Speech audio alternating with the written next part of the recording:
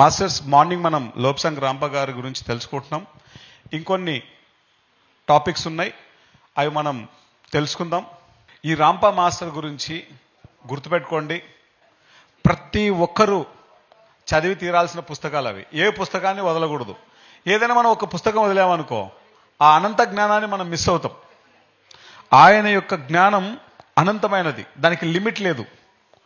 ఇప్పుడు కొంతమంది మాస్టర్లు మాట్లాడేటప్పుడు ఒక ఏరియాలోనే ఉంటారు, ఒక ఏరియానే ఫోకస్ చేస్తారు. కానీ లోప్సంగ్ రాంప మాస్టర్ టచ్ చేయని పాయింట్ లేదు, టచ్ చేయని ఏ విషయమూ లేదు. అంత గొప్ప మాస్టర్. ఈరోజు ఆ మాస్టర్ గురించి ఇక్కడ ఉన్న వాళ్ళు వింటున్నారు అంటే కనుక దాని అర్హత వీళ్ళందరూ సంపాదించారు అని. అదర్వైజ్ ఈ టాపిక్ వినరు కూడా. ఇక్కడున్న మాస్టర్లందరూ గట్టిగా చప్పట్లు కొడదాం. ఈయన జర్నీ అంతా కూడా చాలా డిఫికల్ట్గా ఉంటుంది అనమాట. చాలా కష్టతరమైన జ్ఞానోదయం యొక్క రహస్యాన్ని తొలగించడంలో మీకు సహాయపడే మార్గదర్శిని ఈ పుస్తకం. ప్రాణ అంటే ఏమిటో మీరు ఎప్పుడైనా ఆలోచించారా? మీ మనస్సును క్లియర్ చేయడంలో సహాయపడే విలువైన శ్వాస వ్యాయామాలను కలిగి ఉన్న సప్లిమెంట్ ఏలో డాక్టర్ రాంప దానిని వివరిస్తారు. అతను కుండలిని అంటే ఏమిటో, ఉపచేతన మనస్సు, దెయ్యం, జన్, ప్రేమ మరియు మరెన్నో ఈ టాపిక్స్ అన్నీ వివరిస్తాడనమాట. అన్నీ సులభంగా అర్థమయ్యేలా చాలా సింపుల్ లాంగ్వేజ్లో. విజ్డమ్ ఆఫ్ ది ఏన్షియన్స్ అనేది ఒక పుస్తకం అనమాట. ఆ పుస్తకంలో ఈ టాపిక్స్ అన్నీ ఆయన వివరిస్తాడు. మాస్టర్స్, మనం ఏదైతే ఇప్పుడు మన మైండ్ని యూజ్ చేస్తున్నామో, ఈ మైండ్ డిపెండ్ అయి నడిచేది ఏంటంటే సబ్ కాన్షియస్ మైండ్ మీద. ఈ సబ్ కాన్షియస్ మైండ్లో ఉన్నటువంటి ఏ ఇన్ఫర్మేషన్ అయితే ఉందో ఆ ఇన్ఫర్మేషన్ మనల్ని డ్రైవ్ చేస్తూ ఉంటుంది. ఈయన టచ్ చేయని టాపిక్ లేదని ఇందాకే మనం చెప్పుకున్నాం. ప్రతి విషయం గురించి మాట్లాడతాడు. ఈరోజు మనం శ్వాస మీద ధ్యాస అని ధ్యానం చేస్తున్నాం. శ్వాస యొక్క రహస్యాలన్నింటిని చెప్తారు ఆయన. సత్యం ఎప్పుడు చాలా సింపుల్గా ఉంటుంది, చాలా సరళంగా ఉంటుంది. కఠినతరమైనటువంటిది అన్నీ కూడా మనుషులకు నచ్చుతాయి, ఎందుకంటే మైండ్ ఎప్పుడు కూడా ఒక డిఫికల్ట్ని కోరుకుంటుంది. ట్రూత్ చాలా సింపుల్గా ఉంటుంది. ఈ సింపుల్గా ఉన్నది ఈ మైండ్కి నచ్చదు. That is the problem. శ్వాస యొక్క ఇంపార్టెన్స్ ఎవరైనా తెలుసుకుంటే క్షణకాలంలో జీవితం మారిపోతుంది అనమాట. So wisdom of the ancients అన్నటువంటి బుక్ ప్రతి ఒక్కరు చదవాలి. డాక్టర్ రాంప పుస్తకాలను చదవడం అనేది జ్ఞానోదయంపై సూత్రాలు మరియు గ్రంథాలను అర్థం చేసుకోవడానికి మొదటి మెట్లు. మరియు చివరకు వెలుగును చూడటం కోసం మళ్ళీ మళ్ళీ చదవడం విలువైనది. లోప్సంగ్ రాంప పాశ్చాత్య ప్రపంచాలకు తెలియని విషయాలను తీసుకువచ్చిన ఆధ్యాత్మిక మార్గదర్శకులలో ఒకరు. అతని సాహసాలను చదవడం ఏ వ్యక్తినైనా సంపన్నం చేస్తుంది. వెస్ట్రన్లో, ఫర్ ఎగ్జాంపుల్ నేను యుఎస్ ట్రావెల్ చేసి వచ్చాను. వాళ్ళకి ఏదైనా వాళ్ళు ఎక్కువ మోర్ డిపెండ్స్ అయ్యేది లాజిక్ బ్రెయిన్ మీద, లాజిక్స్. అండ్ వాళ్ళకి ఏదైనా సరే వాళ్ళు ప్రూఫ్ అడుగుతారు. I want proof. మెడిటేషన్ చేసి రోగం తగ్గింది అన్నారు అనుకోండి, మీరు ఏమైనా పిచ్చోళ్ళ అంటారు వాళ్ళు. మెడిటేషన్కి రోగానికి ఎట్లా తగ్గుతుంది అంటారు. అదే మనం ప్రూఫ్ చూపించామనుకోండి, ఓ మై గాడ్ మేము కూడా ధ్యానం చేస్తామంటారు. ఇంట్యూషన్ గురించి చెప్పామనుకోండి, అది లేదు కదా, ఎట్లా కనపడుతుంది ఇంట్యూషన్ అనేది, కొట్టిపడేస్తారు. మనం ఇంతకుముందు ఎత్రికార అంటే కొట్టిపడేసేవాళ్ళు. మిషన్లు ఎప్పుడైతే వచ్చాయో ఎత్రికార, ఓ మై గాడ్ ఎత్రికార వి హ్యావ్, ఓ వెంటనే యాక్సెప్ట్ చేస్తారు. వాళ్ళకి భౌతిక కళ కనిపించాలి. ఈ భౌతిక కళ కనబడింది ఏది కూడా వాళ్ళు ఒప్పుకోరు. ఈయన గ్రంథాలు ఇక్కడున్న మనకే అది డైజెస్ట్ అవ్వడానికి కష్టంగా ఉంది, ఇంకా బయట దేశాల వాళ్ళకి ఎలా ఉంటుందో చూడండి. సో అంతటి పవర్ మాస్టర్ రాంప మాస్టర్. ఈ పుస్తకాలు మళ్ళీ మళ్ళీ చదవాలని చెప్తున్నారు. ఎందుకంటే మనము ఇప్పుడు ఈ ఫ్రీక్వెన్సీలో ఉన్నాం, ఈ ఎనర్జీలో ఉన్నాం, ఈ వైబ్రేషన్లో ఉన్నాం. మళ్ళీ నెక్స్ట్ ఇయర్కి మన యొక్క స్థితి, మన జ్ఞానం, మన శక్తి, మన స్థాయి అన్నీ పెరుగుతాయి. అదే విషయమే మనకి మళ్ళీ ఇంకొక కోణంలో అర్థమవుతుంది, ఇంకొక డెప్త్ అర్థమవుతుంది. చిన్నప్పుడు ప్రతి టీచర్ చెప్తారు, ప్రతి తల్లిదండ్రులు చెప్తారు, చదువుకోనైనా చదువుకోనైనా చదువుకోమ్మా చదువుకోమ్మా అని చెప్పేసి. ఆ టీనేజ్లో ఉన్నప్పుడు అది అర్థం కాదు. మనం ఒక ఫాదరో మదరో అయినప్పుడు సేమ్ టీనేజర్స్కి మళ్ళీ మన పిల్లలకి మనం చెప్తాం, చదువుకోమ్మా చదువుకోమ్మా చదువుకోనైనా చదువుకోనైనా అని చెప్పేసి. అవునా కాదా? అంటే ఏం మారింది అక్కడ? నీ అవగాహన, నీ జ్ఞానం, నీ స్థాయి, నీ స్థితి, నీకు ఒక బిగ్ పిక్చర్ వచ్చేస్తుంది. ఈ బిగ్ పిక్చర్లో ఆ చదువు యొక్క ఇంపార్టెన్స్ ఏంటో అర్థమైపోతుంది. అలానే ఇప్పుడున్న మనం వేరు, నెక్స్ట్ సెకండ్లోనే మనం వేరవుతాం. 1 year వరకు కూడా కాదు. ఈ సెకండ్లో ఉన్న ఆనంద్ వేరు, నెక్స్ట్ సెకండ్లో ఉన్న ఆనంద్ వేరు. ఆ ఆనంద్కి ఈ ఆనంద్కి సంబంధం లేదు అసలు. ఇది చాలా చాలా ఇంపార్టెంట్. అందుకే మనం చదివిన పుస్తకాలైనా సరే మళ్ళీ మళ్ళీ చదువుతూ ఉండాలి. పత్రిసారి పుస్తకాలు నాకు ఫస్ట్లో చదివినప్పుడే ఒకలా అర్థమయ్యాయి. యోగ పరంపర అన్న ఒక పుస్తకం ఉంది, దాన్ని కనీసం నేను ఒక 500 సార్లు చదివింటాను. సార్ ఎంటైర్ ఈ ఆత్మలన్నింటి గురించి, అంటే భూమండలంలో ఉన్న మనుషుల్ని జస్ట్ 4 భాగాలుగా విభజించేశారు ఆయన. Stage A, stage B, stage C, stage D. ఈ 4 స్టేజెస్లలో ఈ మనుషులు ఎలా బిహేవ్ చేస్తుంటారు, చివరి జన్మల్లో మానవుడు ఏం చేస్తాడు అన్నది ఆయన ఎంత సింపుల్గా ఇచ్చారంటే అంత సింపుల్గా ఇచ్చారు. పిఎంసి యోగ పరంపర అని కొడితే వచ్చేస్తుంది. కనీసం ఒక 100 సార్లు వినాలి దాన్ని. అప్పుడు మనం ఎక్కడున్నామో అర్థమవుతుంది, నెక్స్ట్ జర్నీ ఎక్కడికి చేయాలో అర్థమవుతుంది. చాలా డీటెయిల్డ్గా చెప్పారు పత్రి సార్ విజ్డమ్ని కొన్ని 100 సార్లు విని ఉంటాను నేను. ఎప్పుడు విన్నా అది ఇంకొక కొత్త కోణంలో అర్థమవుతుంటుంది. ఎందుకంటే మన లోపల డెవలప్మెంట్ ఎంత జరుగుతూ ఉంటే అది అంత బాగా అర్థమవుతూ ఉంటుంది. బియాండ్ ది 10th రాంపా ప్రకటించారు, మనిషికి 10వ వంతు స్పృహ ఉంది, మిగిలిన 9, 10వ వంతు ఉపచేతనతో మరియు శీర్షిక క్రింద వచ్చే అన్నింటితో వ్యవహరిస్తాయి. ఈ పుస్తకం నీ గురించే. మీలో 10వ వంతు మాత్రమే కాదు, 10వ వంతుకు మించినది, 10వ వంతుకు మించి మన చుట్టూ ఏమి జరుగుతుందో దానికోసం ఒక ర్యాలీ క్రైమ్ వచ్చి పార్టీలో చేరండి మరియు స్వీయ విధించిన మానవ బానిసత్వం యొక్క సంఖ్యల నుండి మిమ్మల్ని మీరు విడిపించుకోండి. ఈ తెలుగు చదవడానికి నాకే డిఫికల్ట్ ఉంది. ట్రూ ట్రాన్స్లేషన్ అనమాట ఇది, అందుకే ఇలా వచ్చింది. దాని ఎసెన్స్ నేను చెప్తాను. ఏంటంటే ఈ బుక్ మనం చదివినప్పుడు మనం ఎంత ఎరుకతో జీవిస్తున్నామో అర్థమవుతుంది. మనం అనుకుంటాం మనం ఎరుకతో జీవిస్తున్నామని, కానీ పూర్తి ఎరుకతో జీవించట్లేదు. మనం ఎంత పర్సంటేజ్ ఎరుకతో జీవిస్తున్నామో ఈ బుక్ చదివితే మనకు అర్థమైపోతుంది. సో ఆయన యొక్క ప్రతి పుస్తకం ఒక గ్రంథరాజం. ప్రతి పుస్తకం మనల్ని ఒక కొత్త డైమెన్షన్లోకి తీసుకెళ్తుంది, ఒక కొత్త పోర్టల్ని ఓపెన్ చేస్తుంది మనలో. ప్రతి 500,000,000 సంవత్సరాలకు ఇవ్వండి లేదా తీసుకోండి, భూమి తన స్టాక్ను తొలగించుకోవడానికి సరిపోతుందని చూస్తుంది. ఇది గ్రహం యొక్క ఉపరితలాన్ని తదుపరి సమూహానికి సిద్ధం చేయడం గురించి వెళ్తుంది. ఇది ప్రకృతి మరియు విశ్వానికి అనుగుణంగా జీవించడంలో మరియు విజయవంతమవుతుందని ఆశించింది. ప్రణాళిక. మా కాలంలోని పిచ్చి వాళ్ళతో మీరు గాయపడినట్లయితే టీ లోప్సాంగ్ రాంపా మీ నరాలను శాంతపరచడానికే మరియు మా ప్రతి కదలికను అణిచివేసేందుకు మరియు మనం ఉద్దేశించిన వ్యక్తిగా మారకుండా నిరోధించే దెయ్యాలను ఎదుర్కోవడానికి కొన్ని మార్గాలను మీకు అందించవచ్చు. ఇప్పుడు మన పూర్వీకులు ఏదైతే మనకు అందించారో ఆ జ్ఞానంతోనే మనం జీవిస్తూ ఉంటాం. కానీ దీంట్లో సరి అయిన జ్ఞానం లేనప్పుడు దాని యొక్క పర్యవసానాలను అందరమే ఎదుర్కొంటాం. అలానే ఈయన మన ఎర్త్ గురించి, అనేక లోకాల గురించి, అనేక గ్రహాల గురించి, ఆ గ్రహాలలో ఉండేటువంటి అభివృద్ధి చెందినటువంటి సోల్స్ గురించి చాలా డీటెయిల్డ్గా మాట్లాడారు. ఎందుకంటే ఆయన పర్సనల్ ఎక్స్పీరియన్స్. మనం ఇప్పుడు మన ప్లేసెస్లో నుంచి కాశీకి ఎలా వచ్చాం? బై ఫ్లైట్, బై ట్రైన్, అందరం కూడా. Yes or no? లేదా బస్సులలో వస్తారు, కార్లలో వస్తారు, అంతే కదా. ఎలాగైతే మనం ఒక వాహనాన్ని తీసుకొని మనం వస్తున్నామో, రాంపా మాస్టర్ యాస్ట్రల్ ట్రావెల్లో కింగ్ అనమాట. దేంట్లో కింగు? Astral ట్రావెల్లో king. ఆయన ఇక్కడ కూర్చుని ఏ గ్రహం మీదకైనా వెళ్తాడు, ఆయన ఏ లోకంలోకైనా వెళ్తాడు. ఆయన ఆ యొక్క విశ్వ రహస్యాలన్నింటినీ ఎంత అద్భుతంగా చెప్పారో. ఇవి మనం చదివినప్పుడు ఏమవుతుందంటే మనం ఎంత ఫోకస్ అయిపోతామంటే మన పర్పస్కి, మనకు అర్థమైపోతుంది మన దగ్గర ఉన్న టైం చాలా తక్కువ, ప్రతి మూమెంట్ని మనం ఉపయోగించుకోవాలని మనకు అర్థమైపోతుంది. ఏ సెకండ్ని మనం వేస్ట్ చేయం. ఎందుకంటే మనకు ఒక బ్రాడ్ పిక్చర్ అర్థమైనప్పుడు, మన పర్పస్ ఏంటో అర్థమైనప్పుడు, ఎంటైర్ ఈ యూనివర్స్లో మన యొక్క భూమి ఎంత, దీని యొక్క ఎనర్జీ సిస్టమ్ ఏంటి, ఏం జరుగుతోంది భూమి మీద, ఇవన్నీ మనకు తెలిసినప్పుడు ఒక్కసారిగా మన అవగాహన స్థాయి కంప్లీట్గా చేంజ్ అయిపోతుంది. సో దీని రిలేటెడ్ ఎంతో జ్ఞానాన్ని ఆయన అద్భుతంగా అందించారు.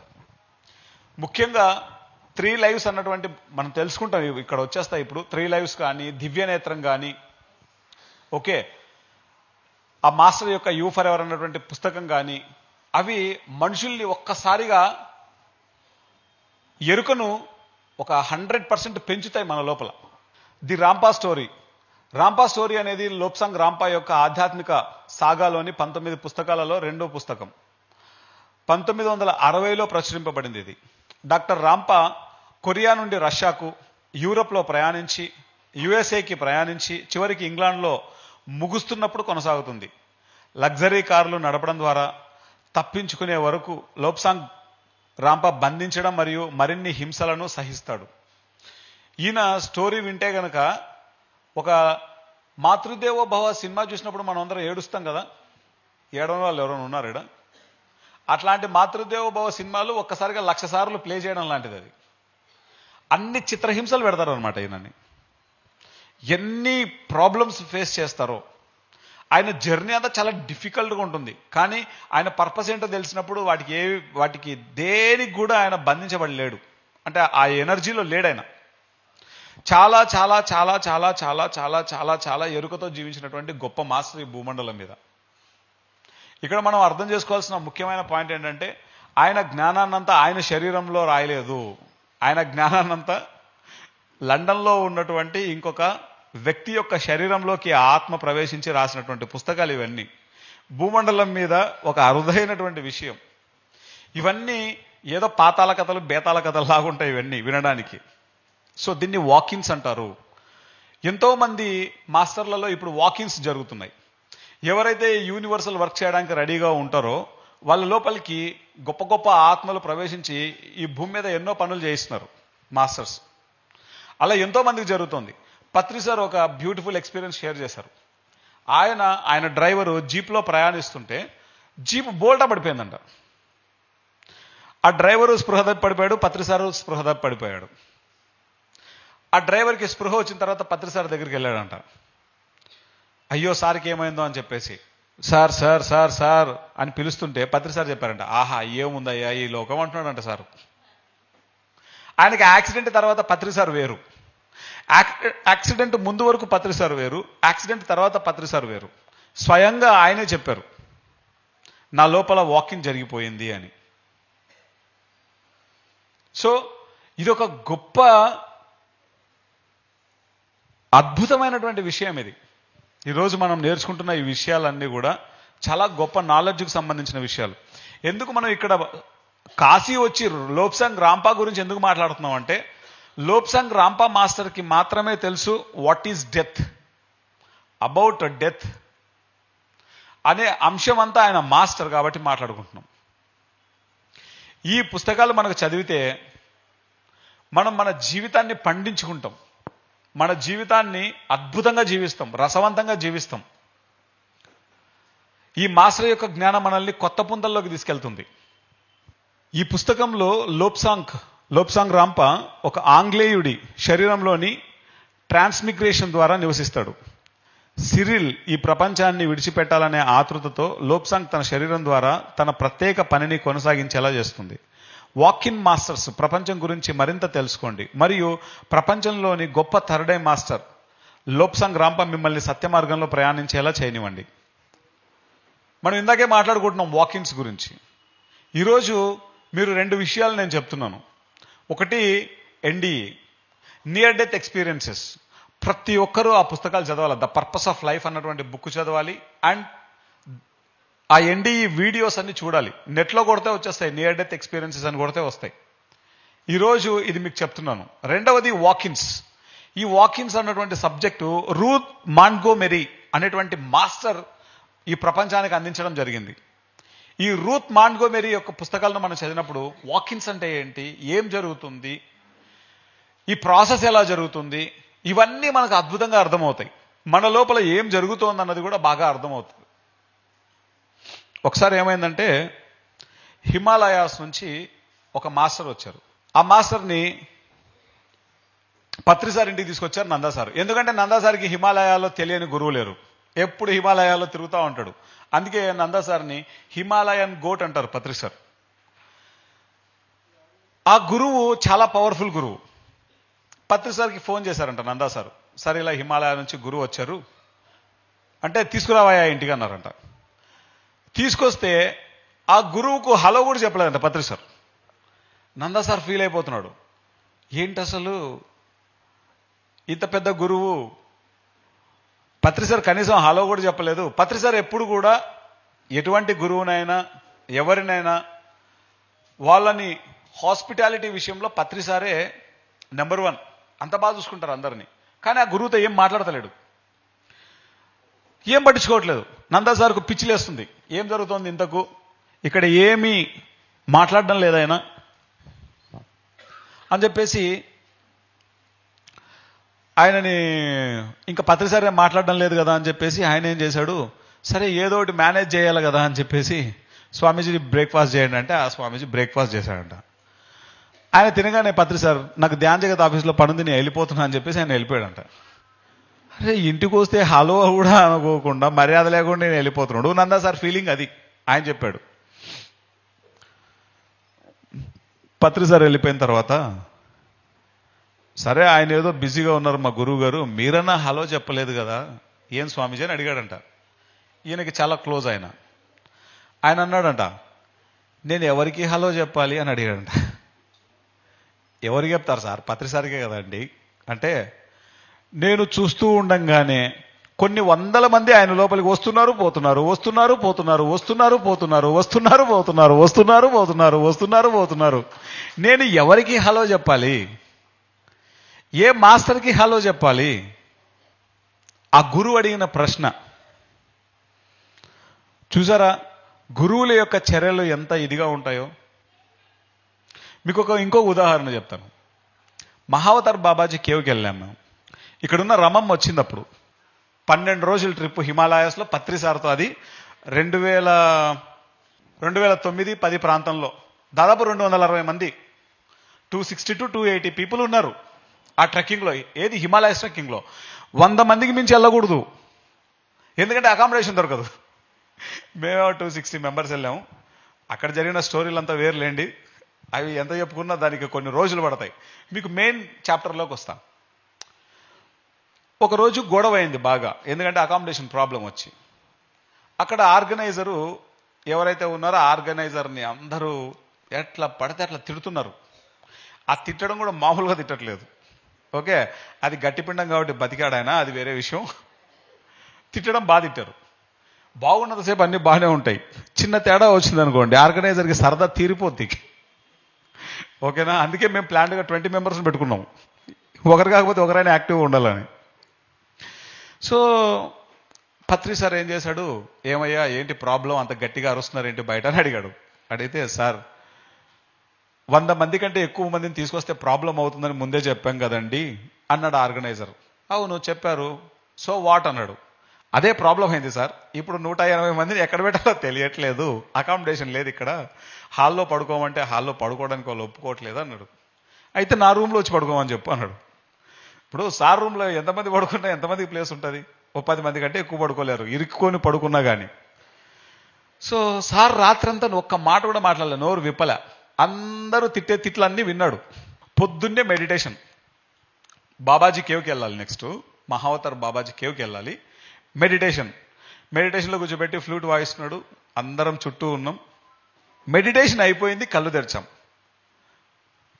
రాత్రి ఎవర్రా నోరిప్పింది అని అడిగాడు.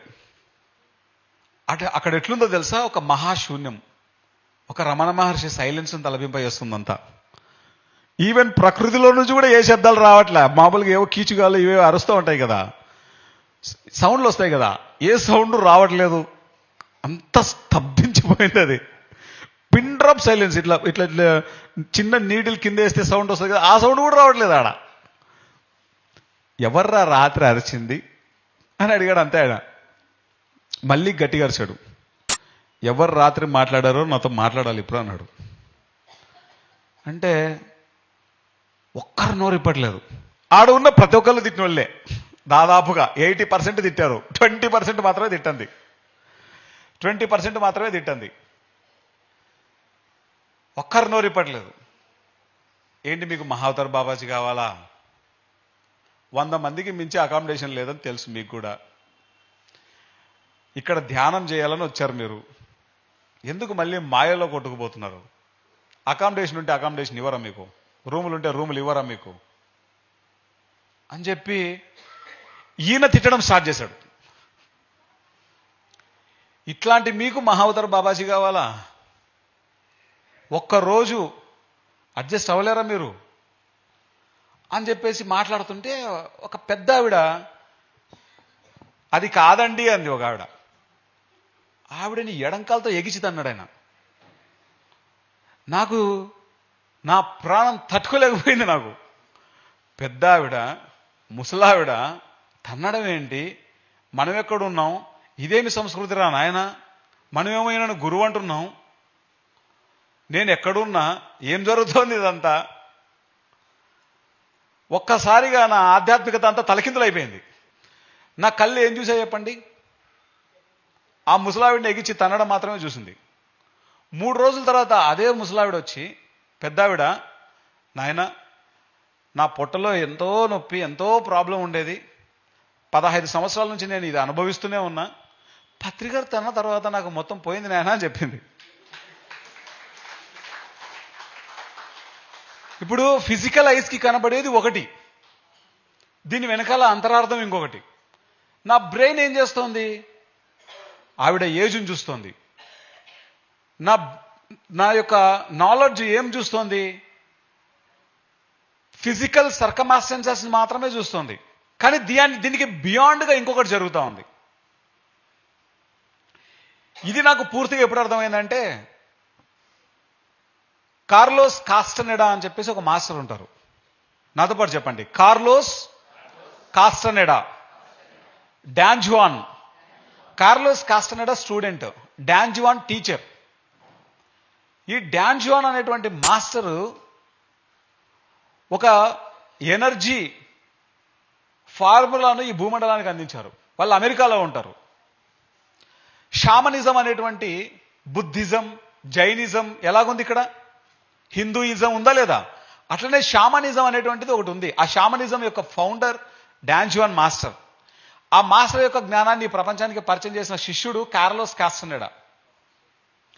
ఈ డాన్ జువాన్ మాస్టర్ ఒక సిద్ధాంతాన్ని చెప్పాడు.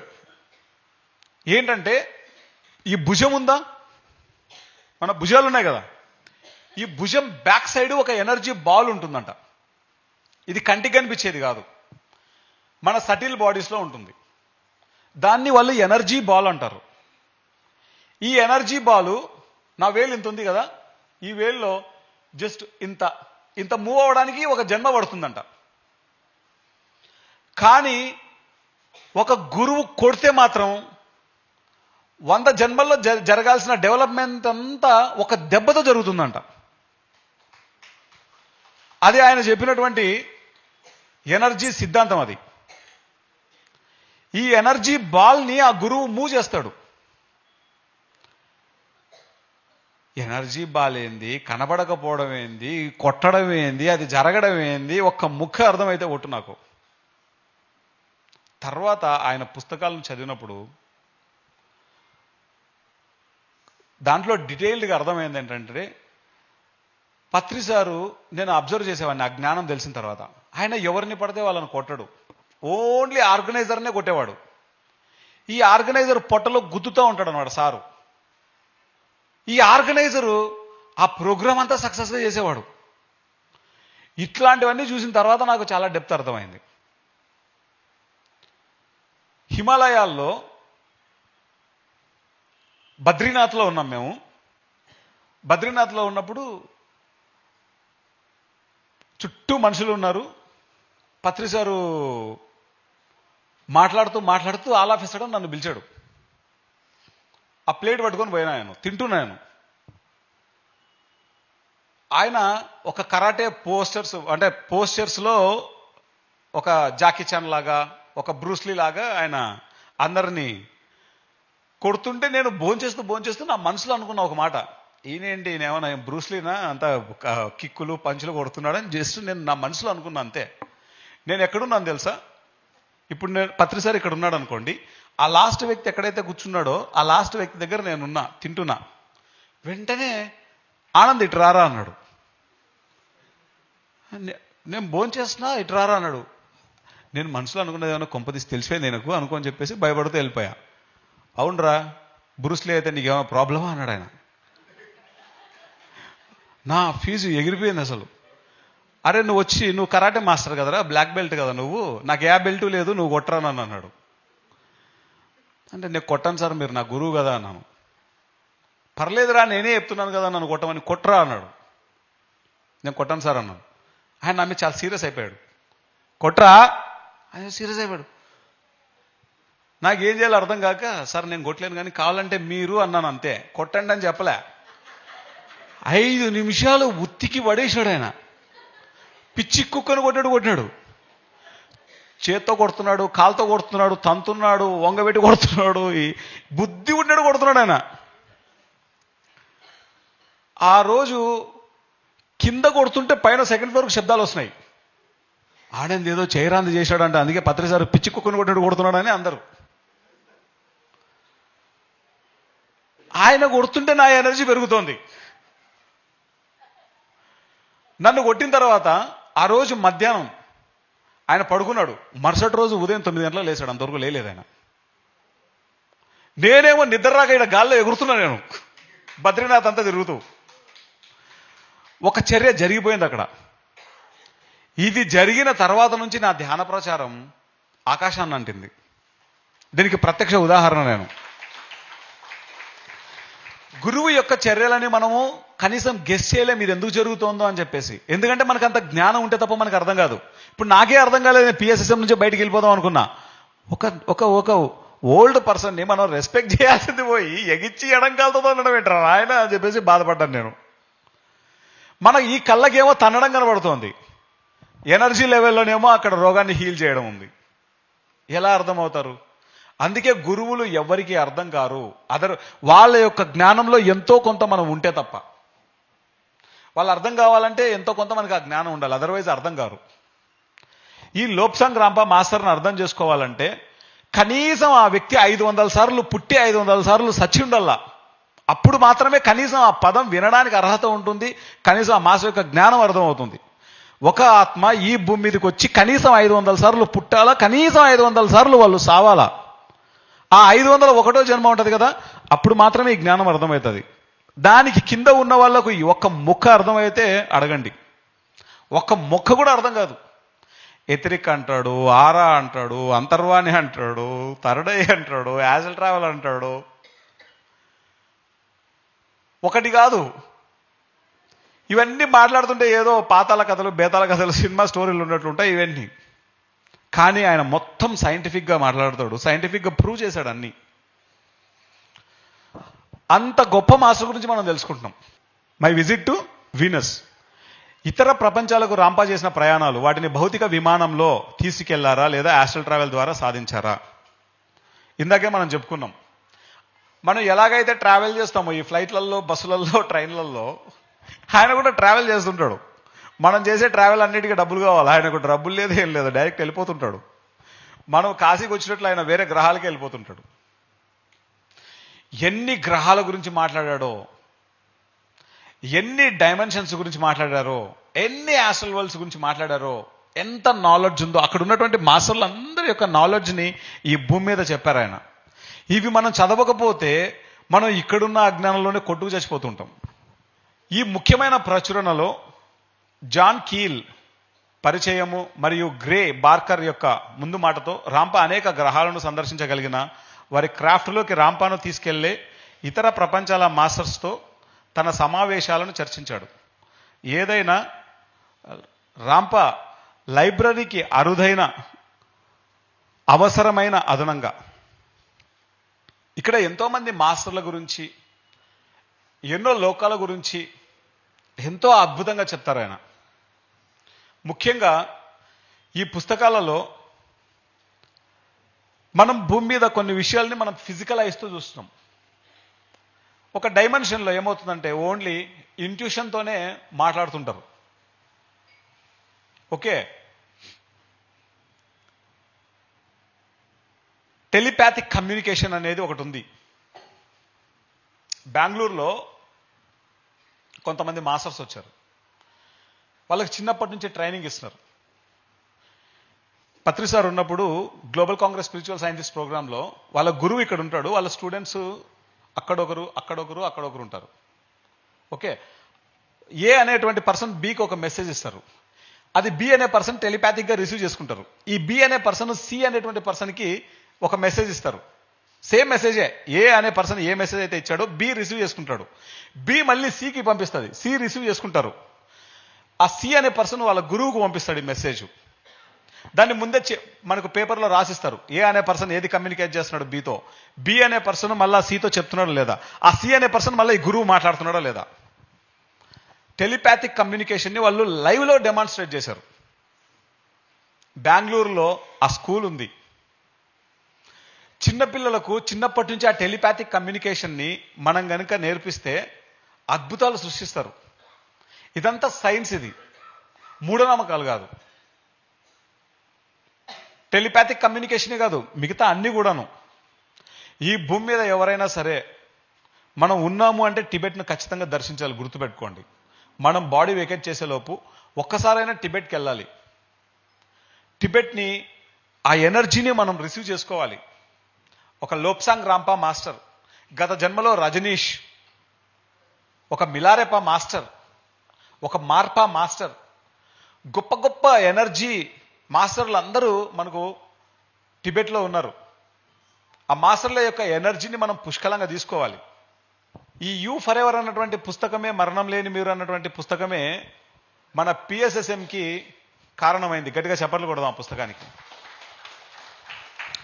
దీంట్లో ఆయన థియరీ చెప్తాడు, ప్రాక్టికల్స్ చెప్తాడు. యాస్ట్రల్ ట్రావెల్ ఉందనుకోండి, థియరీ చెప్తాడు, యాస్ట్రల్ ట్రావెల్ అంటే ఏంటో, ఎలా చేయాలో ప్రాక్టికల్స్ కూడా చెప్తాడు. కింద పడుకొని నీ పైన ఈ ఫ్యాన్కి కింద నీ యొక్క ఇంకో శరీరం ఉన్నట్లు ఊహించుకో, నీ యాస్ట్రల్ బాడీ అక్కడ ఉందని ఊహించుకో, నీ యొక్క ఎనర్జీని యాస్ట్రల్ బాడీలో నుంచి నువ్వు ప్రయోగించు, నీ యొక్క థాట్ పవర్తో నువ్వు యాస్ట్రల్ ట్రావెల్ స్టార్ట్ చేయి. దాంట్లో మళ్ళా యాస్ట్రల్ ట్రావెల్ 1, 2, 3 ప్రాసెస్లన్నీ చెప్తాడు ఆయన. 40 days ఈ బుక్ చదివి దాన్ని ఎవరైనా ఎక్స్పెరిమెంట్స్ చేశారనుకో, అన్ని అనుభవాలు పొందొచ్చు. ఉరవకొండలో నేను ఈ పుస్తకాన్ని చదివాను. నా వయసు అప్పుడు 15 సంవత్సరాలు. 15 సంవత్సరాల వయసులో వీటన్నింటి మీద రీసెర్చ్ చేశాను నేను. ఇక్కడ ఉన్న ప్రతి అనుభవాన్ని నేను పొందాను.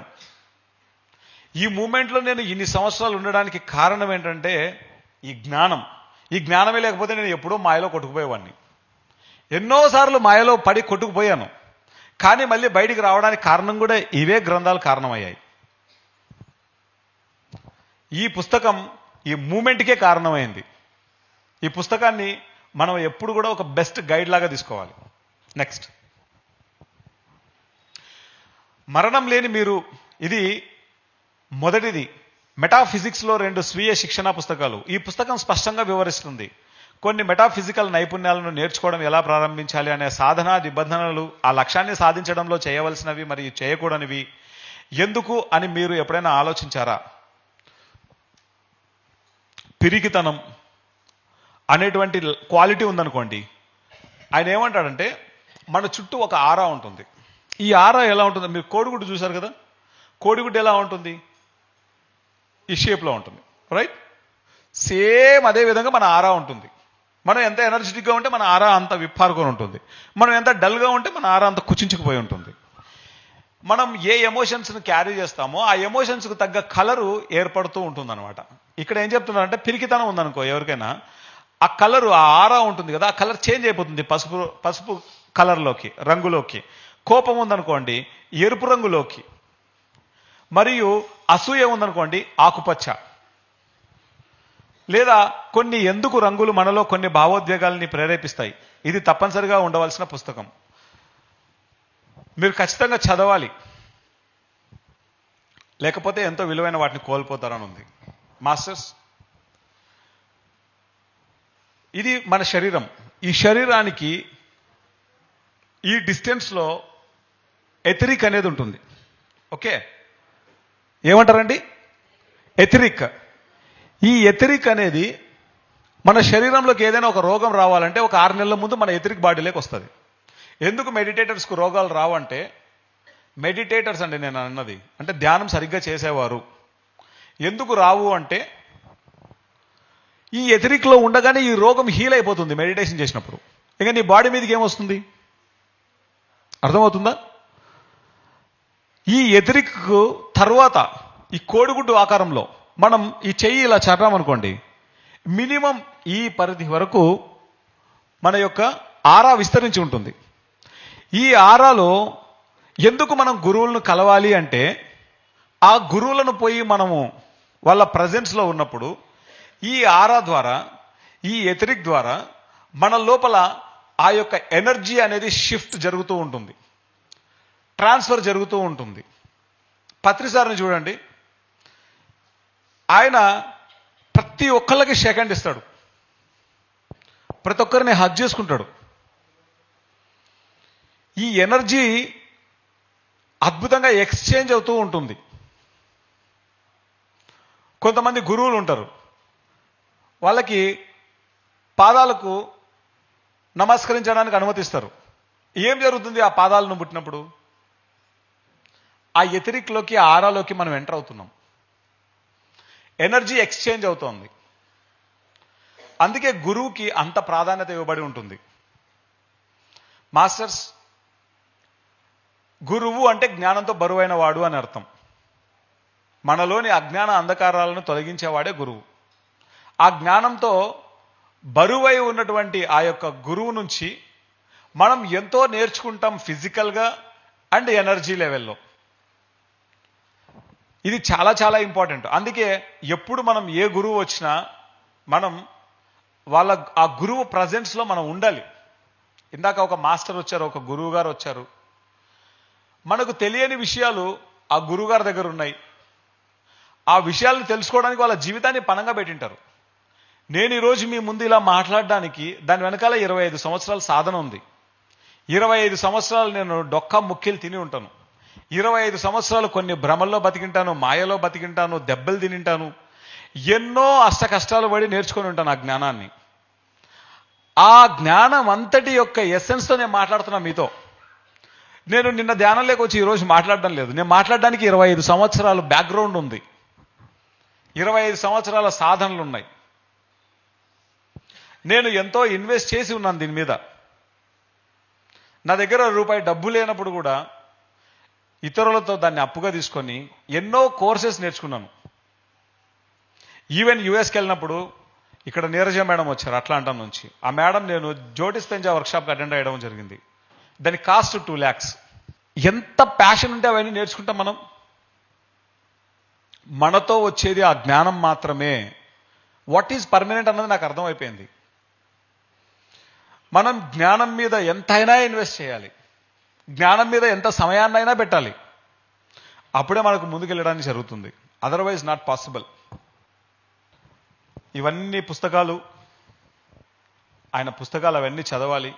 ఏ ఇయర్లో ఏ పుస్తకం వచ్చిందో క్లియర్గా రాసి ఉంది. తర్వాత ఇందులో కొన్ని పుస్తకాలు తెలుగులో వచ్చేసాయి. మనం చేసుకున్న అదృష్టం ఏంటంటే పత్రిసారి తెలుగువాడు కావడం. అదర్వైజ్ మనం ఇన్ని పుస్తకాలు వచ్చేటి కాదు తెలుగులో. కన్నడలో లేవు ఇన్ని పుస్తకాలు, మలయాళంలో లేవు, తమిళ్లో లేవు, బెంగాలీలో లేవు. తెలుగులో మాత్రం కొన్ని 100 పుస్తకాలు వచ్చేసాయి. ఆ పుస్తకాలు రావడానికి ఏకైక కారణం పత్రిసార్ మాటను గౌరవించి తయారు చేసిన పుస్తకాలను తయారు చేసింది ధ్యానలహరి శివప్రసాద్ గారు. ఆ మాస్టర్కి గట్టిగా చప్పట్లు కొడదాం. శివప్రసాద్ గారికి ఇంత చిన్నగా చప్పట్లు కొడితే సరిపోదు, శివప్రసాద్ గారికి గట్టిగా చప్పట్లు కొట్టాలి. ఆయన వల్లే ఆడియోలు వచ్చాయి, ఆయన వల్లే వీడియోలు వచ్చాయి, ఆయన వల్లే పుస్తకాలు వచ్చాయి. ఆయనే లేకపోతే ఈ పుస్తకాలన్నీ మనకు అందుబాటులో ఉండేవి కాదు.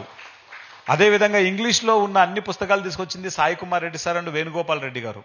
ఆ ఇద్దరు మాస్టర్లు గట్టిగా చప్పట్లు కొడదాం. పత్రిసార్ ఏ పుస్తకం చెప్తే ఆ పుస్తకం ఇంగ్లీష్లో తీసుకొచ్చేవారు. మాస్టర్స్, ఇక్కడున్న మీరు గుర్తుపెట్టుకోండి, ఇంగ్లీష్లో కొన్ని అద్భుతమైన పుస్తకాలు ఉన్నాయి. Gurus of India 1, 2, science of meditation. Patri sir స్వయంగా తయారు చేసిన పుస్తకాలు అవి. వెజిటేరియనిజం, అనేక పుస్తకాలు ఉన్నాయి. దయచేసి మీరు అవన్నీ చదవాలి. తెలుగు వచ్చిన వాళ్ళు తెలుగు పుస్తకాలన్నీ డి శివప్రసాద్ గారి దగ్గర ఉన్నాయి, మీరు చదవాలి. ఇవి చదివితే మనం ఇంకా అద్భుతంగా ఎదుగుతాం. నెక్స్ట్ మన మాస్టర్ సరోజ గుల్లపల్లి గారు, ఆవిడ రాంపా గారి గురించి కొన్ని విషయాలు చెప్పారు.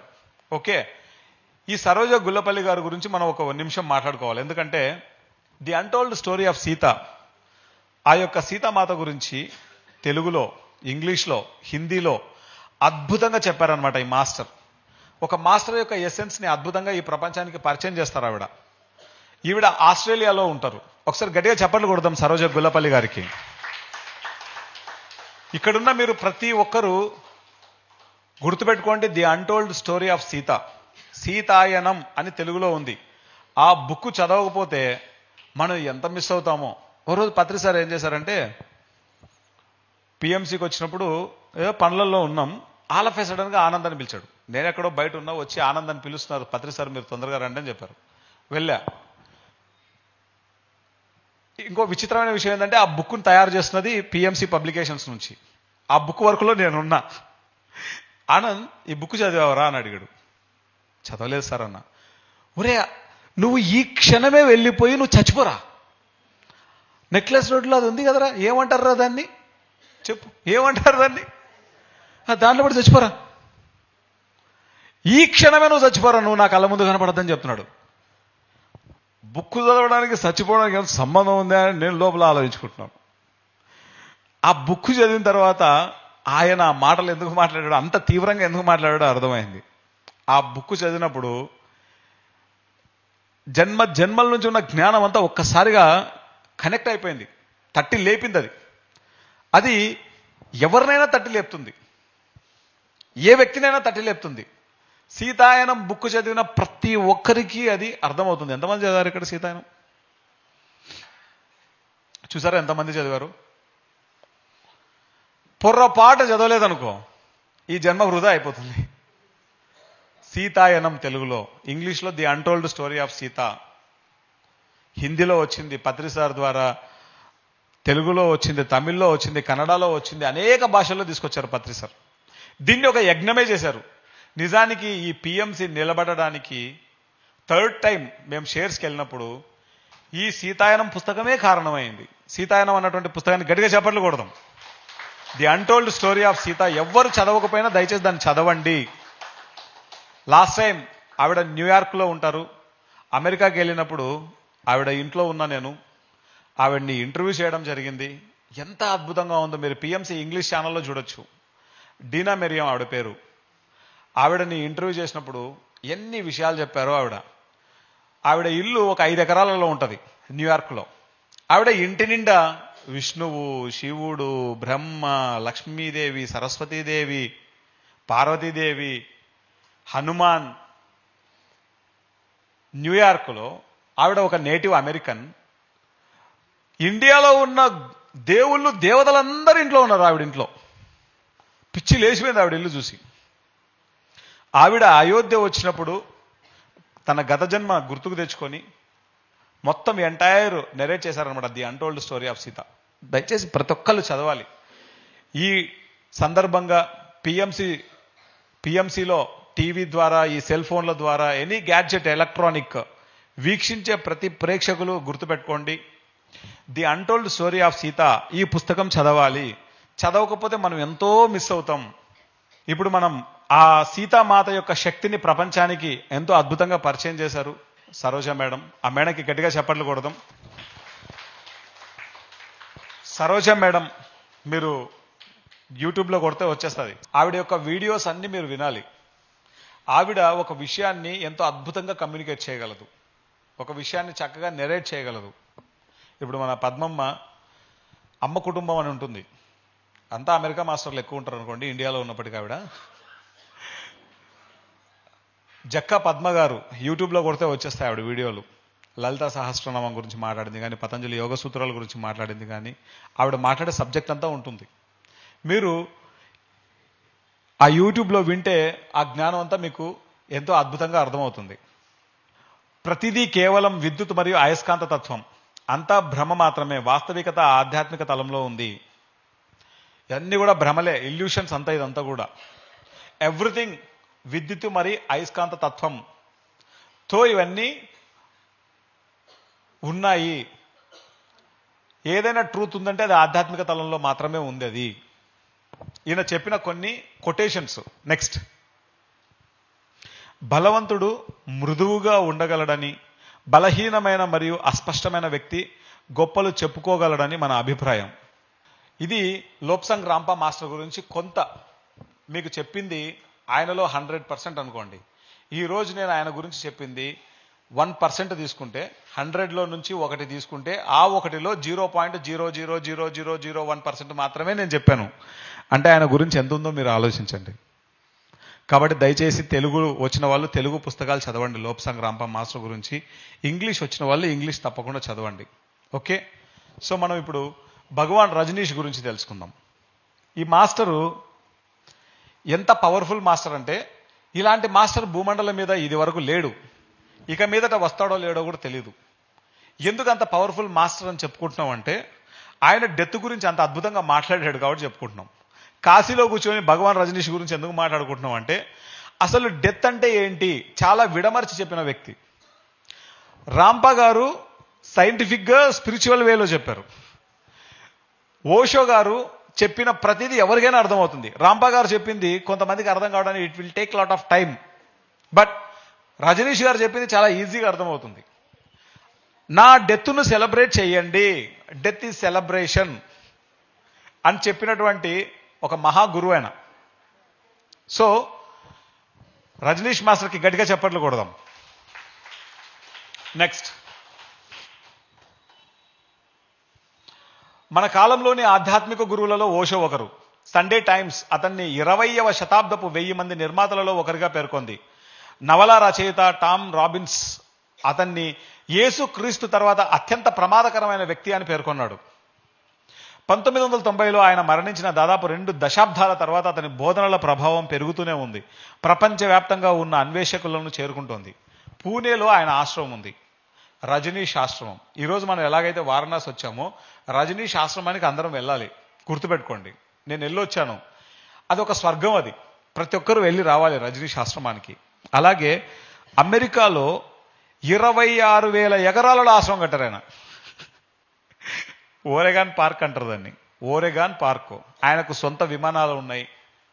మనం రోల్స్ రాయిస్ కారు ఒకటి ఉంటే అది చాలా స్టేటస్ సింబల్గా భావిస్తారు. ఆయన ఒకసారి వస్తే 100 రోల్స్ రాయిస్ కారులో వస్తాడు. ఆయన ఉండేది ఒక రోల్స్ రాయిస్ కారులోనే, కానీ ఆయన వస్తే 100 రోల్స్ రాయిస్ కార్లు వెనకాల వస్తూ ఉంటాయి. ఫిజికల్ లైఫ్ని ఎంత అనుభవించాలో, ఎంత టేస్ట్ చేయాలో, ఎంత ఎక్స్పీరియన్స్ చేయాలో, ఎంత ఎసెన్స్తో జీవించాలో అంత అద్భుతంగా జీవించారు. కానీ దేనికి అంటుకొని లేడు. ఆయనకి 100 రోల్స్ రాయిస్లు వస్తాడు, ఆ 100 రోల్స్ రాయిస్ అక్కడనే నాశనం అయిపోయినాయి, పెద్ద పట్టించుకోడు. కంప్లీట్ డిటాచ్మెంట్ ఆయన.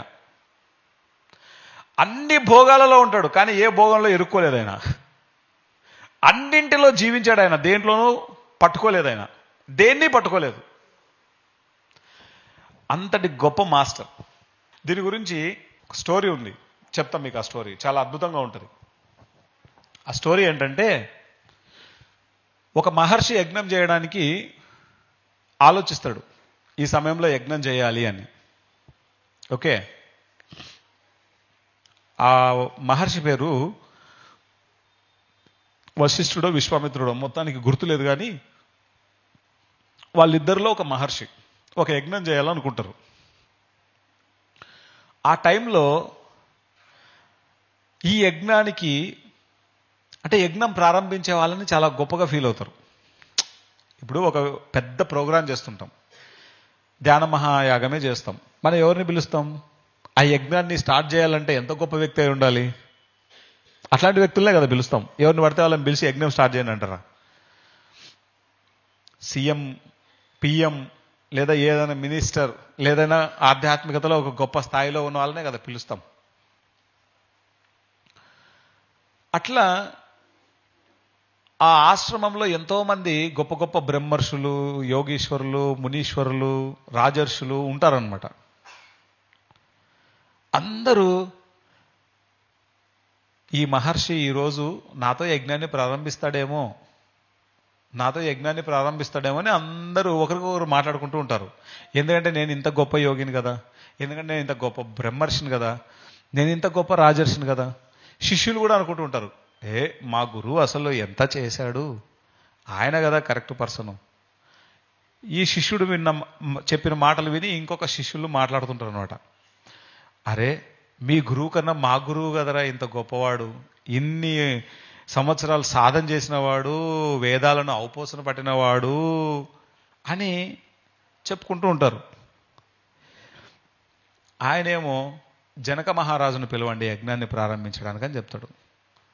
అందరి గుండెల్లో బండరా వేసేట్లు అయిపోతుంది. ఎందుకని? వాళ్ళ దృష్టిలో ఒక రాజు అనేటోడు ఒక చాలా చిన్నవాడు. ఎందుకంటే వీళ్ళు పోయినప్పుడు అదే జనక మహారాజు ఆయన కింగుగా కూర్చున్న సింహాసనంలోంచి బయటకు వచ్చి ఆ యోగీశ్వరుణ్ణి కానీ, ఆ మునీశ్వరుణ్ణి కానీ, ఆ రాజర్షి కానీ, ఆ బ్రహ్మర్షిని కానీ కూర్చోబెట్టి ఒక బంగారు పళ్ళెంలో పాదాలు కడిగి, ఆ పాదాలు కడిగే నీళ్లు నెత్తి మీద వేసుకోవాలా. ఆల్రెడీ ఆయన చేశాడు కూడా. ఇప్పుడేమో అలాంటి తీసుకొచ్చి యజ్ఞం ప్రారంభిస్తే మా బతుకులు ఏం కావాలన్నది వీళ్ళ క్వశ్చన్. కొన్ని వందల మంది ఉన్నారు ఇక్కడ. లాస్ట్కి ఒక అండర్స్టాండింగ్కి వచ్చారు. ఉన్న వాళ్ళల్లో కనీసం ఎవరిని చేసినా పర్లేదు, కానీ ఆ జనకుడు మాత్రం వద్దు, మన మర్యాద పోతుంది అనుకుంటారు. ఇదంతా అర్థమైపోతుంది ఆ మహర్షికి. ఎంత గొప్ప పాయింట్స్ వస్తాయి చూడండి. ఇప్పుడు ఈ కీ పాయింట్స్ అన్ని చాలా ఇంపార్టెంట్. నోరు తెరిచి ఒక్క మాట మాట్లాడలేనా. యజ్ఞం ప్రారంభమైంది, జనకుడు వచ్చి యజ్ఞం స్టార్ట్ చేశాడు, అందరూ ధ్యానంలో కూర్చున్నారు. ఈ మహర్షికి ఉన్నటువంటి యోగ శక్తితో ఏం చేశాడంటే, జనకుడుకున్న ఆస్తి అంతా తగలబడిపోతున్నట్లు, ఆ రాజ్యం అంతా తగలబడిపోతున్నట్లు ఒక ఇల్యూషన్ని, ఒక భ్రమని క్రియేట్ చేశాడు ఆయన యొక్క యోగ శక్తితో. అలానే ఈ మునీశ్వర్ల ఆస్తులు కూడా తగలబడిపోతున్నట్లు, వాళ్ళ యొక్క శిష్యులు తగలబడిపోతున్నట్లు ఒక ఇల్యూషన్ని క్రియేట్ చేశాడు ఆయన. వెంటనే ఈ మహర్షులు ఎవరెవరైతే మనం చెప్పుకున్నామో, రాజర్షులు, మునీశ్వరులు, బ్రహ్మర్షులు అందరూ అయ్యయ్యో మా పాకలు తగలబడిపోతున్నాయని చెప్పేసి పరుగు ధ్యానంలోంచి లేచి, ఓకే ఏముంటాయి వీళ్ళకు, పాకలే కదా ఉండేది. కానీ ఒక రాజుకి ఏముంటాయి? ధనాగారాలు, కోశాగారాలు, సంపద, రాజ్యము, మనుషులు, పాడే, వ్యవసాయము, ఎన్నో ఉత్పత్తులు, మొత్తం రాజ్యం కదా. కానీ జనక మహారాజు ఆ కూర్చున్న ప్లేస్లో నుంచి ఆయన కాలు చిటికన వేలు కూడా కదిల్చలేదు. జనక మహారాజు పేరుకు రాజు, కానీ ఒక గొప్ప మాస్టర్. ఈ పోయిన బ్రహ్మర్షులు, రాజర్షులు అందరూ వచ్చి జనక మహారాజును చూస్తుంటారు. చూసి వాళ్ళు కూడా మళ్ళీ ధ్యానంలో కూర్చుంటారు. లేచిన తర్వాత ఆ జనక మహారాజుకి ఏదైతే ఇల్యూషన్ క్రియేట్ జరిగిందో అది వీళ్ళందరికీ తెలుస్తుంది. తెలిసి ఆయన యొక్క స్థితప్రజ్ఞతను, ఆయన యొక్క స్థిరత్వాన్ని, ఆయన యొక్క డిటాచ్మెంట్ని వాళ్ళందరూ వేణోళ్ళ పొగుడుతారు. జనక మహారాజు అన్నింటితో ఉన్నాడు, అట్ ది సేమ్ టైం అన్నింటితో కూడా లేడు. అన్నింటితో కనెక్ట్ అయి ఉన్నాడు, అట్ ది సేమ్ టైం అన్నింటితో కనెక్ట్ అయి కూడా లేడు. అన్నింటిలో ఉన్నాడు కానీ అన్నింటిలో కూడా లేడు. ఉన్నాడు, లేడు. అది జనక మహారాజు స్థితి. అలాంటి జనక మహారాజును మనం కళ్ళతో, జనక మహారాజు ఎలా ఉంటాడో తెలియదు మనకు, బొమ్మలు చూడడమే, లేదా ఎవరైనా వేషధారణ వేస్తే జనక మహారాజు క్యారెక్టర్ అని చూసుకుంటాం. ఆ స్థాయిలో జీవించిన వ్యక్తి భగవాన్ రజనీష్. 26,000 ఎకరాల ఆశ్రమాన్ని అక్కడ ఉన్నటువంటి వాళ్ళు చాలా పాలిటిక్స్ చేసేసి అంత ధ్వంసం చేస్తారు. ఆయన కించిత్ కూడా చెల్లించలేదు. 100 రోల్స్ రాయ్స్ కార్లు పాయే, కించిత్ కూడా చెల్లించలేదు. ఆయనకున్న విమానాలు పాయే, కించిత్ కూడా చెల్లించలేదు. ఉన్నప్పుడు ఎంజాయ్ చేసినాడు, లేనప్పుడు కూడా ఎంజాయ్ చేసినాడు. అని ఏముంటే దాంతో ఆయన మాట్లాడుతూ ఉంటే ఒక మాటకి ఇంకొక మాటకి గ్యాప్ ఉంటుంది కదా, వీడియో ఏమన్నా ఆగిపోయిందేమో అనిపిస్తుంది. అంత కూల్గా మాట్లాడతాడు, కానీ ఆ కంటెంట్లో అంత దమ్ము ఉంటుంది. భగవాన్ రజనీష్ వీడియోస్ ఎవరైనా చూడకపోతే ఈ రోజు నుంచే చూడాలి. ఆయన యొక్క జ్ఞానాన్ని గనక మనం వినకపోతే మనం ఎంత కోల్పోతామంటే మాటల్లో చెప్పలేం. ఒక జనక మహారాజును మనం కళ్ళతో చూడలేదు, కానీ భగవాన్ రజనీష్ను మనం వీడియోలో చూడొచ్చు. రియల్ వీడియోస్ దయచేసి చూడండి, దయచేసి ఆయన బోధనలు వినండి. ఆయన చెప్పినటువంటి టాపిక్స్, ఆయన చెప్పేటువంటి నెరేషన్ ఈ భూమండలం మీద ఎవరూ చేయలేరు. అంత అది ఇంపాసిబుల్. ఎందుకంటే ఆయన అంటే ఈ జన్మలో ఓషో కాదు, అనేక జన్మలలోని జ్ఞానాన్ని అంతటితో ఈ జన్మలో జీవించిన మహాగురువు. భగవాన్ రజనీష్ గారి యొక్క బోధనలు మనిషి లోపల ఉన్నటువంటి ఒక శక్తిని ఒక్కసారిగా బయటికి తీసుకొచ్చేస్తుంది. ఆయన పుట్టినప్పుడు ఒక రోజంతా ఏడవలేదు. ఆయన బయోగ్రఫీ చదివాను నేను. ఎందుకు ఏడవలేదంటే ఆయన గత జన్మలో టిబెట్లో ఉన్నారు. ఆయన అక్కడ ఏంటంటే ఎవరైనా ఎన్లైటన్ అవుతున్నారు అని తెలిసిందనుకో, వాళ్ళకు ముందే తెలిసిపోయేది అక్కడ గురువులకి. ఆ ఎన్లైటన్ అయ్యేటువంటి వాళ్ళందరి తలలు నరికేసేవాళ్ళు వాళ్ళు. అక్కడ ఉన్నటువంటి ఆ గవర్నమెంట్ అది చైనా కంట్రోల్లో ఉండేది. ఇంకొక రోజులో ఈయన ఎన్లైటన్ అవుతున్నాడు అన్నప్పుడు ఈయన తలని తీసేశారు. ఓషో గారి శరీరం ఇప్పటికీ టిబెట్లో ఉంది, తల లేదు, మొండెం మాత్రమే ఉంది. ఆ ప్రాసెస్ పెండింగ్ పడిపోయింది. ఆయన ఏ స్థితికి అయితే చేరాలో ఆ స్థితికి చేరడానికి ఒక రోజు టైం ఉంది. ఆ టైం ముందర తల తీసేశారు. ఒక్కరోజు ప్రాసెస్ ఉండింటే అయిపోయేది అది. ఆ ఒక్కరోజు కోసం మళ్ళీ ఆయన భూమి మీదకి రావాలి. చూడండి ప్రణాళిక. ఇక్కడ ఇంపార్టెంట్ పాయింట్స్ వస్తాయి. ఇప్పుడు ఓషో పుట్టాలి, ఆయన పుట్టట్లేదు. ఎందుకో తెలుసా? రజనీష్ గారి యొక్క ఆత్మ భూమి మీదకు రావాలంటే ఆ ఎనర్జీని తట్టుకోగలిగే గర్భం కావాలి. ఆ గర్భం భూమి మీద ఏ దేశంలో లేదు. అంతటి మహాశక్తి. లాస్ట్కు వారి నాయనమ్మ ఉంటుంది. ఆవిడ జ్ఞానం మహా గొప్పది. ఆవిడ దగ్గర పెరిగేటట్లు ప్లాన్ చేసుకుని, ఆల్రెడీ ఓషో తల్లిదండ్రులకు పిల్లలు ఎక్కువ. ఈ అబ్బాయి కనుక పుడితే వాళ్ళ నాయనమ్మ దగ్గర పెరగచ్చు. దాన్ని ప్లాన్ చేసుకొని ఆ విధంగా పెరిగేటట్లు పైలోకాల్లో స్కెచ్ చేసుకొని కిందికి దిగుతాడు. ఇక్కడ ఫస్ట్ పాయింట్ నేను ఒకటి చెప్పాను, 600 సంవత్సరాలు పైలోకాల్లో ఉన్నాడని. అంటే ఒక మహా ఆత్మ, ఒక గొప్ప ఆత్మ భూమి మీద జన్మ తీసుకోవాలంటే ఆ శక్తిని తట్టుకునే గర్భం ఉండాలి, అంత ప్యూరిటీ ఉండాలి ఇక్కడ ఉన్న ఆ తల్లికి. ఆ శక్తిని ఉంచగలిగేది ప్యూరిటీ మాత్రమే. అంత మాస్టరీ ఉండాలి. ఆ ప్యూరిటీ, ఆ మాస్టరీ వాళ్ళ నాయనమ్మ దగ్గర ఉంది, ఆ గర్భానికి కూడా లేదు. దాన్ని బేస్ చేసుకుని ఆయన ఇక్కడ పుడతాడు. తను పెరిగిందంతా వాళ్ళ నాయనమ్మ దగ్గరే పెరిగాడు, వాళ్ళ ఇంట్లో పెరగలేదు ఆయన. రెండో పాయింట్ ఏంటంటే ఒక రోజంతా ఏడవలేదు ఆయన. ఎందుకు ఏడవలేదంటే ఆ ప్రాసెస్ పైలోకాల్లో ఈయనని పంపించేటప్పుడే బ్లూ ప్రింట్ సిద్ధమైపోయింది. ఒక్కరోజు కోసం వచ్చాడు భూమి మీదకి.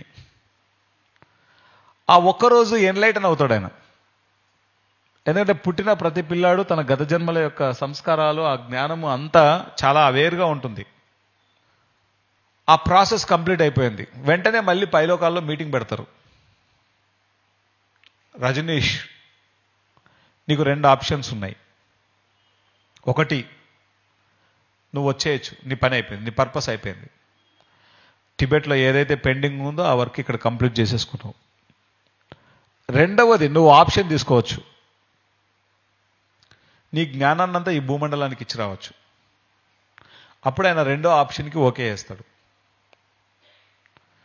ఈ భూమండలం మీద ఉండి ఆయన ఇచ్చిన స్పీచెస్ని పుస్తకాలు తయారు చేస్తే 650 పుస్తకాలు అయ్యాయి, 650 బుక్స్. ఆ పుస్తకాలు ఎవరు చదివినా మనుషులు ఇట్లే మారిపోతారు. ఎందుకంటే ఆయన చెప్పింది లోపల కోర్ నుంచి మాట్లాడాడు. ఆయన ప్యూర్ ఎసెన్స్తో మాట్లాడాడు. ఆయన ఈ జ్ఞానం మహాశక్తివంతమైంది, ఈ జ్ఞానం మహా అద్భుతమైంది. రాంప పుస్తకాలు మన ఆధ్యాత్మిక శాస్త్రంలో మనల్ని అగ్రగణ్యుల్ని చేస్తే, ఓషో, రజనీష్ గారి పుస్తకాలు భౌతిక జీవితంలో మనల్ని సుసంపన్నం చేస్తాయి. ఎంత అద్భుతంగా జీవించవచ్చు తెలియజేస్తాయి, ఏమి ఉన్నా ఏమి లేకపోయినా. అది రజనీష్ గారి పుస్తకాలు. అర్థమవుతుందా అండి? సో ఇక్కడ పాయింట్ గుర్తుపెట్టుకోండి. రజనీష్ గారికి ఆయన్ని డీఫేమ్ చేయడానికి ఎన్నో శక్తులు పనిచేశాయి. ఆయన ఎన్నో టాపిక్స్ మాట్లాడారు, కానీ ఆయనకి సెక్స్ గురువు అని ఒక ముద్ర వేసేశారు. ఆయన మాట్లాడిన 650 పుస్తకాలలో అదొక పుస్తకం అంతే. మిగతా 649 పుస్తకాలు పక్కన పెట్టి దాన్నే పట్టుకున్నారు. ఆయన దేని గురించి మాట్లాడడానికి భయపడేవాడు కాదు ఆయన. ఆయనకి భయం అంటే డెఫినేషన్ తెలియదు ఆయనకు. ఒక స్పిరిచువల్ పర్సన్కి భయం ఉంటే వాడు ఫస్ట్ స్పిరిచువల్ పర్సనే కాదు. సోక్రటీస్కి విషయం ఇస్తే హే ఇవరా బాబు అని తాగిపడేశాడు అంతే. ఎందుకు అంత ఊరిగా లొల్లి చేస్తావు అని, ఎందుకు టైం వేస్ట్ చేస్తావు, ఇచ్చిపడాయి.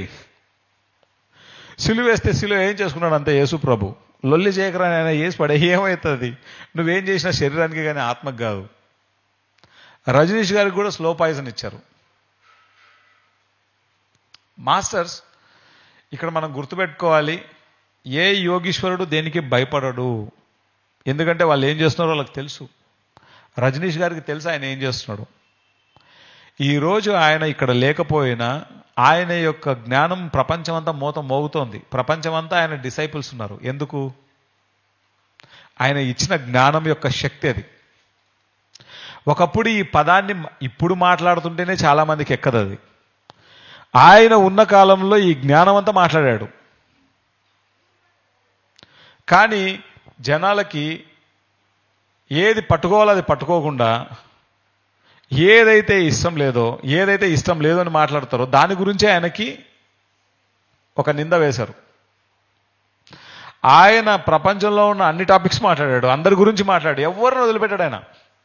ప్లస్ చెప్తాడు, మైనస్ చెప్తాడు. బుద్ధుడి గురించి గొప్పగా మాట్లాడతాడు, బుద్ధుడి గురించి అంతే వరస్ట్గా కూడా మాట్లాడతాడు. ప్లస్ మైనస్ రెండింటినీ చెప్తాడు ఆయన.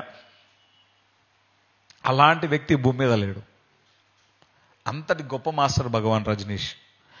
ఆయన పుస్తకాలు చదివితే మనకు మన యొక్క జ్ఞానం విప్పారుతుందట్లే. ప్రతి ఒక్కరు ఆయన పుస్తకాలు చదవాలి. ఒక ఆత్మ ఒక్క ప్రాసెస్ కోసం, ఒక రోజు ప్రాసెస్ కోసం పైలోకల్లా 600 సంవత్సరాలు ఉంది వెయిటింగ్ భూమి మీద జన్మ తీసుకోవడానికి. వచ్చిన తర్వాత ఒక రోజంతా నోరిప్పలే, అయిపోయింది ఆయన పర్పస్. చాయిస్ 2, ఉంటావా వస్తావా. ఆయన చాయిస్ తీసుకున్నాడు, నేను ఉంటా అని. ఉన్నందుకు 650 పుస్తకాలు ఇచ్చిపోయాడు. 650 పుస్తకాలు మనం చదవాలి. నేను ఎప్పుడు టైం ఉండేప్పుడు చదువుతూనే ఉంటాను. ఆ జ్ఞానం చాలా ఇంపార్టెంట్. మన జీవితంలో ఆ జ్ఞానం ఉన్నప్పుడు మనం చాలా అన్ని స్మూత్ గోయింగ్ ఉంటాయి. ఆ జ్ఞానం లేనప్పుడు అన్ని డిఫికల్ట్గా ఉంటాయి. ఈ నాలెడ్జ్ మనల్ని ఎంతో ఉన్నతమైనటువంటి స్థాయికి తీసుకెళ్తుంది. అంతటి గొప్ప మాస్టర్ భగవాన్ రజనీష్. డెత్ గురించి మాట్లాడిన పుస్తకం ఉంది, అది మనందరం చదవాలి. ఎందుకు సెలబ్రేషన్ చేయాలి డెత్ని? ఆయన సవివరంగా వివరిస్తాడు. రజనీష్ జననం చంద్రమోహన్ జైన్ 11 డిసెంబర్ 1931లో ఆయన పుట్టారు. ఆయన పేరేం పేరు? చంద్రమోహన్ జైన్. ఈ నెల డిసెంబరే 11వ తేదీ ఆయన పుట్టినరోజు. 19 జనవరి 1990లో ఆయన బాడీ వేకెట్ చేశారు. మరియు తర్వాత రజనీష్ ఉద్యమ నాయకుడు, ఓషోగా రీబ్రాండ్ చేయబడింది. అతని జీవిత కాలంలో అతను వివాదాస్పద కొత్త మత ఉద్యమ నాయకుడు మరియు ఆధ్యాత్మికవేత్తగా పరిగణించబడ్డాడు. ఈ ఓషో అనేటువంటి పేరు తర్వాత వచ్చినటువంటి పేరు.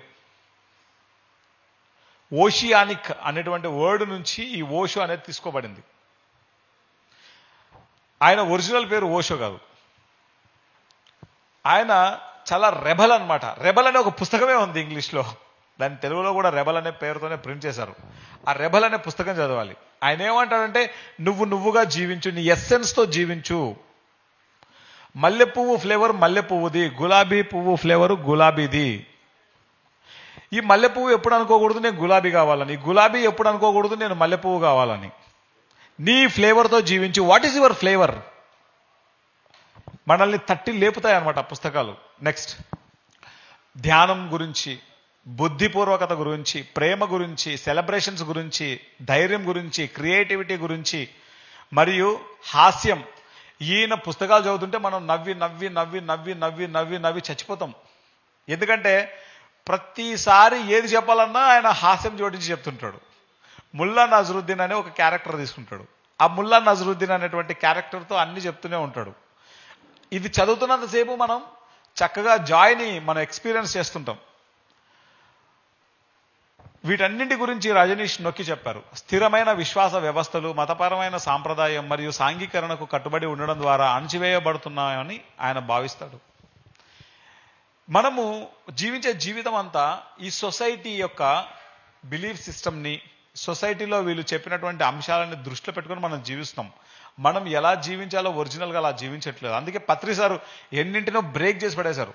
ఈ సొసైటీ ఏం చెప్తుంది? నాన్ వెజ్ తిను నాయనా అని చెప్తుంది. పత్రి సార్ ఏం చెప్తాడు? అరే మూర్ఖుడా, నువ్వు నాన్ వెజ్ తినకు అని చెప్తాడు. ఈ సొసైటీ ఏవైతే చెప్తుందో పత్రి సార్ దాన్ని క్వైట్ ఆపోజిట్గా చెప్పేస్తుంటాడు. ఎందుకంటే ట్రూత్ను చెప్పడానికి వాళ్ళు వెనకాడరు. అర్థమవుతుందండి? సో ఏ మాస్టరు ట్రూత్ని చెప్పడానికి భయపడ్డు. ఏమైనా కానీ మహా అయితే ఏమవుతుంది, ప్రాణాలు పోతాయంటారు వాళ్ళు. వాళ్ళకి ప్రాణం అనేది చాలా చిన్న విషయం, మనకు ప్రాణం అనేది చాలా పెద్ద విషయం. 1970లో రజనీష్ నియో సన్యాసిన్స్ అని పిలువబడే అనుచరులను ప్రారంభించడం కోసం ముంబైలో గడిపాడు. ఈ కాలంలో అతను తన ఆధ్యాత్మిక బోధనలను విస్తరించాడు మరియు ప్రపంచవ్యాప్తంగా ఉన్న మతపరమైన సాంప్రదాయాలు, ఆధ్యాత్మికవేత్తలు మరియు తత్వవేత్తల రచనలపై ప్రసంగాలలో విస్తృతంగా వ్యాఖ్యానించాడు. ఇందాక మీకు చెప్పాను, ఈయన మాట్లాడని మనిషి లేడి భూమి మీద. నువ్వు ఏ బుక్ గురించి అయినా తీసుకో, ఏ మాస్టర్ గురించి అయినా తీసుకో, ఈవెన్ గాంధీజీ గురించి కూడా మాట్లాడాడు ఆయన. ప్లస్ మాట్లాడతాడు, మైనస్ మాట్లాడతాడు, రెండు మాట్లాడతాడు ఆయన. కుండ బద్దలు కొట్టేట్టు చెప్తాడు. దేనికి ఫీల్ అవడు. ఈ పుస్తకాలు చదవక మునుపు నేను మీకు ఒక ఎగ్జాంపుల్ చెప్తాను. ఈ పుస్తకాలు చదవక మునుపు ఎలా ఉండేదంటే, ఎవరైనా నన్ను గట్టిగా మాట్లాడారు అనుకోండి, భయపడిపోయేవాడిని. గట్టిగా మాట్లాడితే చాలు. ఈ పుస్తకాలు చదివిన తర్వాత నా లోపల వచ్చిన మార్పు ఎలాంటిదంటే, మీకు ఒక చిన్న ఉదాహరణ చెప్తాను. నేను ఒక రోజు కూర్చున్నా, మన మెడిటేటరే, ఒక ఆయన నా దగ్గరికి వచ్చి గయ్యి గయ్యి గయ్యి గయ్యి అని అరుస్తున్నాడు, గట్టిగా మాట్లాడుతున్నాడు. నేను చెప్పా, ఓషో చెప్పినట్లే చాలా కూల్గా చెప్పా, నువ్వు ఎంతైతే అరుస్తున్నావో కనీసం నీకంటే 1,00,000 రెట్లు ఎక్కువ అరవగలను. మర్యాదగా పద్ధతిగా మాట్లాడితే మాట్లాడు, లేకపోతే గమ్మును కూర్చో. నీ వయసు పెద్దది కాబట్టి బతికిపోయినావు, లేకపోతే చంపేసి ఉండేవాడిని నేను ఇక్కడనే. ఇంత క్లియర్గా, ఇంత కూల్గా చెప్పాను నేను. ఆ విన్న వ్యక్తి తన జీవితకాలంలో ఎప్పుడు మళ్ళీ నాతో తిరిగి గయ్యి గయ్యి అని మాట్లాడతలేడు. అఫ్కోర్స్ పక్కన వాళ్ళందరికీ మళ్ళీ గయ్యి గయ్యి అనే మాట్లాడుతుంటాడు, అది వేరే విషయం. అంటే ఓషో ప్రభావం అంత ఉంటుంది మనుషులకి.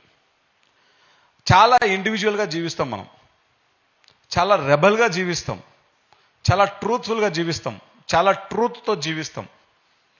ఓషో యొక్క విషయాలు ఎంత అద్భుతంగా ఉంటాయంటే, మనం జాయ్ని, బ్లిస్ని ఎక్స్పీరియన్స్ చేస్తాం. ఆయన యొక్క టీచింగ్స్ అంత పవర్ఫుల్గా ఉంటాయి. 1974లో రజనీష్ పూణేకు మకాం మార్చారు. అక్కడ ఒక ఆశ్రమం స్థాపించబడింది. ఎంత అద్భుతం అంటే, ఈ భూమి మీద స్వర్గం అనే దాన్ని చూడాలి అంటే కనుక ఆ ఆశ్రమంకి వెళ్ళాలి. రజనీష్ ఆశ్రమంలో అట్లీస్ట్ ఒక 1 వీక్ టైం స్పెండ్ చేయాలి. నెక్స్ట్ ఇయర్ మేము వెళ్తున్నాం. నేను లాస్ట్ టైం వెళ్ళినప్పుడు 3 days టైం స్పెండ్ చేశాం. అట్లీస్ట్ ఒక 1 వీక్ టైం స్పెండ్ చేయాలి. అక్కడ ఎంత లైవ్గా ఉంటుందో, ఎంత లైఫ్తో జీవిస్తారో మన ఊహకు అందదన్నమాట. మరియు హ్యూమన్ పొటెన్షియల్ మూవ్మెంట్ ద్వారా మొదటగా అభివృద్ధి చేయబడిన పద్ధతులతో కూడిన వివిధ రకాల చికిత్సలు పెరుగుతున్న పాశ్చాత్య అనుచరులకు అందించబడ్డాయి. అక్కడ అన్ని రకాల థింగ్స్ను ఆయన విశేషంగా అందిస్తున్నారు. రజనీష్ యొక్క ఆశ్రమం ఇప్పుడు ఓషో ఇంటర్నేషనల్ మెడిటేషన్ రిసార్ట్స్ మరియు అన్ని సంబంధిత మేధో సంపత్తిగా పిలువబడుతుంది. Zurich registered Osho international foundation గతంలో రజనీష్ ఇంటర్నేషనల్ ఫౌండేషన్ ద్వారా నిర్వహించబడుతుంది. రజనీష్ బోధనలు పాశ్చాత్య నూతన యుగ ఆలోచనలపై గణనీయమైన ప్రభావాన్ని చూపాయి మరియు అతని మరణం నుండి వారి ప్రజాదరణ గణనీయంగా పెరిగింది. ఎందుకు మరణం నుంచి ఆయనది అంత పెరిగింది అంటే కారణం ఏంటంటే, డెత్ అంటేనే ఏడ్చేస్తారు అందరూ. ఈ చచ్చిపోయేటోడేమో చచ్చిపోయేటప్పుడు ఏడుస్తుంటాడు, ఈ పక్కనోళ్ళు ఏమో ఈ చచ్చిపోయేవాడు పోయినాడని చెప్పి ఏడుస్తూ ఉంటారు. ఇదంతా ఒక మహా మూర్ఖత్వం, మహా అజ్ఞానం. ఎందుకు అంటే వాట్ ఈస్ డెత్ అనేది తెలియకపోవడం వల్ల జరుగుతుంది ఇదంతా. ఆయన ఏం చేశాడు, డెత్ అనేది సెలబ్రేషన్ రా నాయన అని చెప్పేసి ఒక బుక్ రాసి పడేశాడు. ఆ డెత్ గురించి అన్ని ఓపెన్గా చెప్పేశాడు. ఇది చెప్పడం వల్ల ఏమైపోయిందంటే ఒక్కసారిగా అంటే మొత్తం ఎంటైర్ బిలీఫ్ సిస్టమ్ని షాక్ చేసేసాడు, ఆయన షేక్ చేసేసాడు. దాని యొక్క ప్రభావంతో మొత్తం ఆయన వైపు తిరిగింది ప్రపంచం అంతా. కొన్ని కోట్ల మంది ఉన్నారు ఈరోజు ఓషో యొక్క ఫాలోయర్స్ ప్రపంచవ్యాప్తంగా. సో ఓషో కోట్స్, కొంచెం మూర్ఖత్వం జీవితాన్ని ఆస్వాదించడానికి సరిపోతుంది మరియు తప్పులను నివారించడానికి కొంచెం తెలివితేటలు చేస్తాయి. నెక్స్ట్, అసలు ప్రశ్న మరణం తర్వాత జీవితం ఉందా లేదా అనేది అసలు ప్రశ్న. మీరు మరణానికి ముందు జీవించి ఉన్నారా? మరణం అనేది ఉపరితల జీవితం నుండి తలుపు. జీవితం అని పిలువబడేది అల్పమైనది. స్నేహం అనేది స్వచ్ఛమైన ప్రేమ. ఇది ప్రేమ యొక్క అత్యున్నత రూపం. ఇక్కడ ఏమీ అడగబడదు, ఎటువంటి షరతు లేదు. ఇక్కడ ఒకరు ఇవ్వడం ఆనందిస్తారు.